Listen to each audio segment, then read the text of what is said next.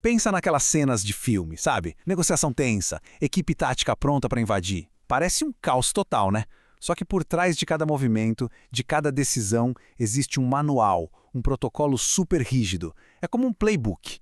E hoje a gente vai dar uma olhada nas páginas mais importantes desse manual. Então, qual é o protocolo numa crise com reféns? O que separa o sucesso de uma tragédia completa? A resposta? Olha, não está na intuição, não é no achismo. Está num conjunto de regras e definições muito, mas muito precisas. E é nessas regras que a gente vai mergulhar agora. Para a gente entender tudo isso, nossa análise de hoje vai passar por 5 pontos-chave. Primeiro, qual a diferença entre crise e conflito? Depois, a gente vai entender a anatomia de uma crise. Aí, vamos abrir o manual de gerenciamento, ver como se mede o tamanho da ameaça e, para fechar, entender por que a informação é, no fim das contas, a ferramenta mais poderosa que existe. Bom, vamos começar pelo começo, né? É fundamental entender uma coisa. Para quem trabalha com isso, crise e conflito não são, de jeito nenhum, a mesma coisa. E saber diferenciar os dois é o primeiro passo para dar a resposta certa. Então, olha só a diferença. De um lado, a gente tem o conflito. Pensa numa briga, uma oposição de interesses. É algo que a segurança normal do dia a dia geralmente consegue conter. Agora, do outro lado está a crise. Aí o jogo é outro. É um evento totalmente fora da rotina, que bota vidas em risco e que exige uma resposta policial super especializada de altíssimo nível. A diferença aqui não é só de intensidade, sabe? É de natureza mesmo. E essa definição do FBI que está na tela, ela é perfeita para entender isso. Presta atenção na parte que diz resposta especial da polícia. Essa é a chave de tudo. Isso deixa bem claro um ponto vital. Gerenciamento de crise é coisa para especialista, para gente treinada. Não é um lugar para amadores, por melhores que sejam as intenções. E aí a gente chega no coração da coisa. Gerenciar uma crise, veja bem, não é sair improvisando no meio do caos. Pelo contrário, é um processo com um método que usa técnicas específicas e recursos pensados estrategicamente e tudo sempre dentro da lei. O objetivo final é um só, restaurar a ordem. É quase uma ciência, está longe de ser achismo. Tá, mas o que exatamente faz uma situação ser uma crise? Quais são os ingredientes? Existem algumas características bem específicas que separam uma crise de qualquer outro tipo de ocorrência. Vamos ver quais são. Olha só, os ingredientes de uma crise são esses. Primeiro, é imprevisível. Acontece do nada. Segundo, o tempo, ele parece que encolhe, sabe? As decisões precisam ser tomadas em segundos. Terceiro e mais importante, sempre tem ameaça à vida. Seja de reféns, da polícia ou até da própria pessoa que causou a crise.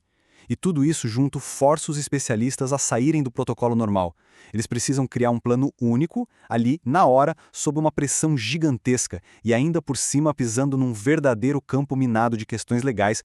Ok, com esse cenário todo em mente, como é que os profissionais atuam? Eles não saem fazendo qualquer coisa. Eles seguem um manual bem rígido, um conjunto de regras que tem uma filosofia muito, muito clara por trás.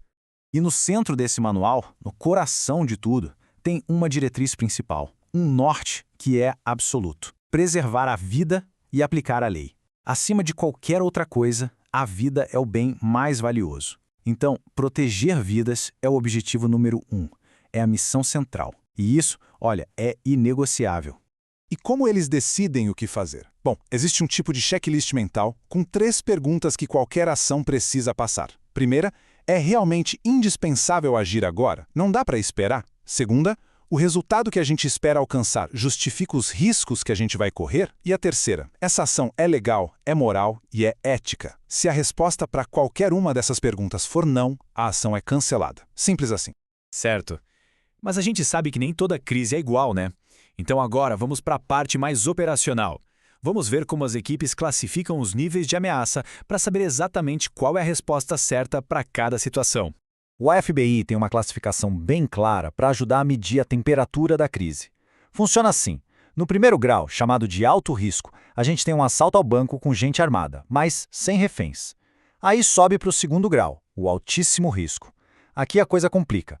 Entram reféns na história e, geralmente, armas mais pesadas.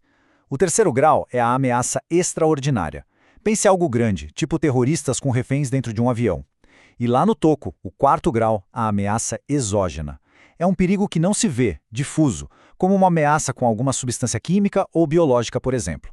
E claro, para cada um desses níveis de ameaça, existe um nível de resposta policial correspondente. É uma escadinha. No nível 1, as patrulhas normais da área costumam dar conta do recado.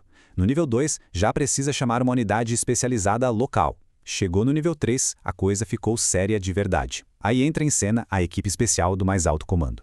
E no nível 4, a situação é tão diferente, tão fora da curva, que a equipe especial precisa de ajuda externa, tipo cientistas ou outros profissionais. E agora, para a gente fechar, chegamos no elemento que muitas vezes decide o jogo numa crise: a informação. Em um momento crítico como esse, ter a informação certa é ter o poder de resolver a situação. Mas de onde vem essa informação tão valiosa? Olha, as peças desse quebra-cabeça vêm de todos os lados. Vem de um refém que conseguiu escapar e conta o que está acontecendo lá dentro. Vem do negociador, que percebe uma mudança no tom de voz do criminoso. Vem dos olhos do sniper, que tem uma visão privilegiada. Vem de documentos, mapas, escutas, até da mídia. Cada pequeno detalhe é uma peça crucial para montar o cenário completo e tomar a melhor decisão. E tudo isso leva a gente para a lição talvez mais importante para quem não é um especialista no assunto. O papel de quem está de fora numa situação dessas não é ser o herói. O papel é muito claro. Primeiro, entender a gravidade do que está acontecendo. Segundo, manter a calma, para não piorar tudo. E terceiro, ligar para a polícia imediatamente. Porque numa crise, a menor decisão errada pode ter consequências fatais. O que nos deixa com uma pergunta final para pensar, né? Numa crise, quem tem o papel mais importante? A pessoa que tem todo o treinamento para agir? Ou aquela que tem a sabedoria de entender que não deve fazer nada? A resposta para essa pergunta talvez seja a própria essência do que é o gerenciamento de crises.